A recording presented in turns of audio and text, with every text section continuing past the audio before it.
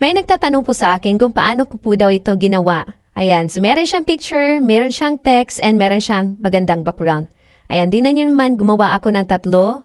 Color yellow, violet, and meron siyang green, pink, mixed color po siya. And so, guys, alam nyo ba na malaking tulong itong photos natin, lalo na monetize kayo sa content monetization or kahit hindi pa kayo monetize, malaking tulong po talaga na ma-attract natin ang ating mga viewers sa mga photos natin na ina-upload. Kasi kung monetize ka na sa content monetization, malaki po kasing tulong na maka-earn tayo kapag maraming mga viewers at nagagandahan sila sa ating mga photos, i-view nila tapos magkakaroon tayo ng earnings dito sa ating photos. So, much better na pagandahin natin ang mga photos natin and text para meron tayong mga viewers at magkaroon tayo ng earnings. Ayan, so paano ko ba siya ginawa? Tara, ituturo ko sa inyo ang video ito. So first, punta tayo sa ating Play Store. Pinutin lang natin ang ating Play Store. Tap lang natin. Then, dito sa search bar, tap lang natin. Tapos sa taas, i-type natin ang chat. ChatGPT. Ayan. So, pindutin lang natin.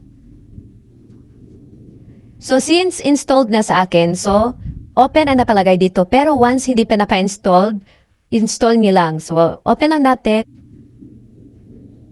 So, dito guys, makikita nyo sa baba, Ask GPT, tapos may plus sign. Itap na natin dito ang plus sign. Tapos, itap natin ang photos.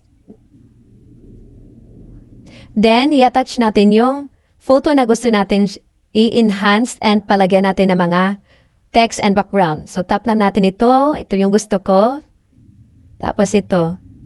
Tap natin ang add. So, hintayin lang natin siya na ma-download dyan.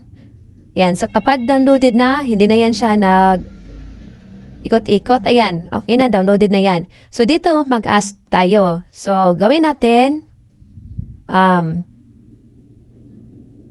lagyan mo ng background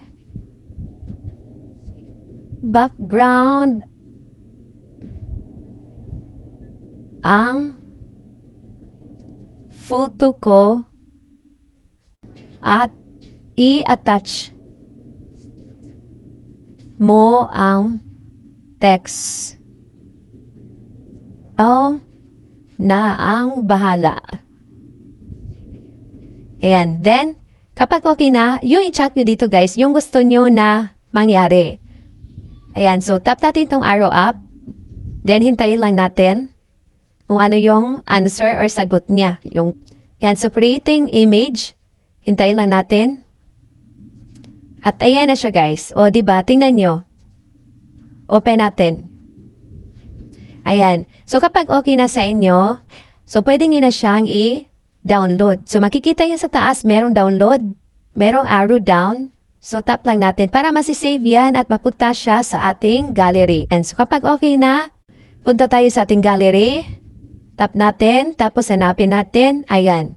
So, sa pictures na, then, tshedeng! Ayan siya guys. So, diba, na-enhance ang ating photo. Nakalagay na po dyan na merong updates or kung ano yung text na nilagay nyo dyan. So, guys, kung gusto nyo na watchable talaga yung mga photo na i-upload nyo, must try sa ChatGPT kasi malaking tulong po talaga na mapaganda at ma-enhance ang mga photo nyo dito. I hope na may natutunan naman kayo sa aking tutorial. Please follow for more!